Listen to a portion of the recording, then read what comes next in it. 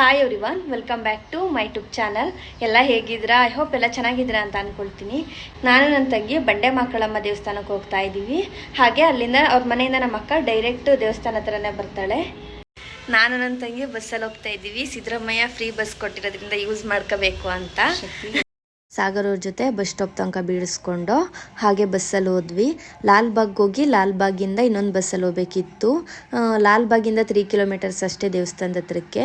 ಅತ್ತಾಗ ಆಟೋದಲ್ಲೇ ಹೋಗೋಣ, ಟೈಮ್ ಆಗುತ್ತೆ ಅಂತ ಆಟೋದಲ್ಲೇ ಹೋದ್ವಿ. ನಮಗಿಂತ ಫಸ್ಟು ನಮ್ಮ ಅಕ್ಕ ಬಂದು ನಮ್ಗೆ ವೇಟ್ ಮಾಡ್ತಾ ಇದ್ಲು.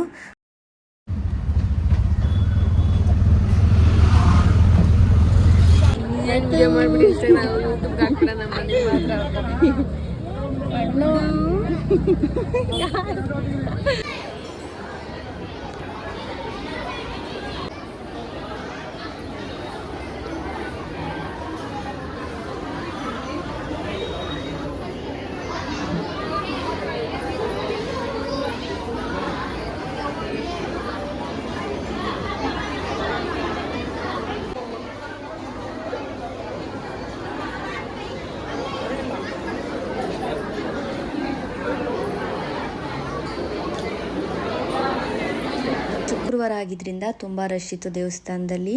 ನಾವು ಬೆಳಿಗ್ಗೆ ಹೋದರೆ ತುಂಬ ರಶ್ ಇರುತ್ತೆ ಅಂದ್ಬಿಟ್ಟು ನಾವು ಮಧ್ಯಾಹ್ನ ಮೇಲೆ ಹೋಗಿದ್ವಿ 2 ಗಂಟೆ ಹಂಗೆ. ಆದರೂ ತುಂಬ ರಶ್ ಇತ್ತು. ಬಂಡೆ ಮಕ್ಕಳಮ್ಮ ದೇವಸ್ಥಾನ ಅಂತೂ ತುಂಬ ಚೆನ್ನಾಗಿದೆ. ಒಂದು ಫೇಮಸ್ ದೇವಸ್ಥಾನ ಅಂತ ಹೇಳ್ಬೋದು ಬೆಂಗಳೂರಿಗೇನೆ. ಎಷ್ಟೋ ಮೂವಿದು ಮೊದಲನೇ ಆ್ಯಕ್ಷನ್ ಇಲ್ಲಿ ಹೇಳಿದ್ದಾರೆ.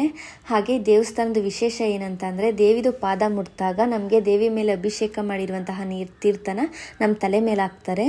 ದೇವ್ರದ್ದು ಫೋಟೋ ವೀಡಿಯೋಸ್ನ ತೆಗಿಯಕ್ಕೆ ಬಿಡಲ್ಲ, ತೆಗೆದ್ರು ಅದನ್ನ ನೋಡಿದ್ರೆ ಡಿಲೀಟ್ ಮಾಡ್ತಾರೆ. ದೇವರು ಬಂಡೆಲೆ ಮೂಡಿರೋದ್ರಿಂದ ಬಂಡೆ ಮಕ್ಕಳಮ್ಮ ಅಂತ ಕರೀತಾರೆ. ಇದೇ ಪ್ಲೇಸಲ್ಲಿ ದೇವರು ಮೂಡಿರೋದು.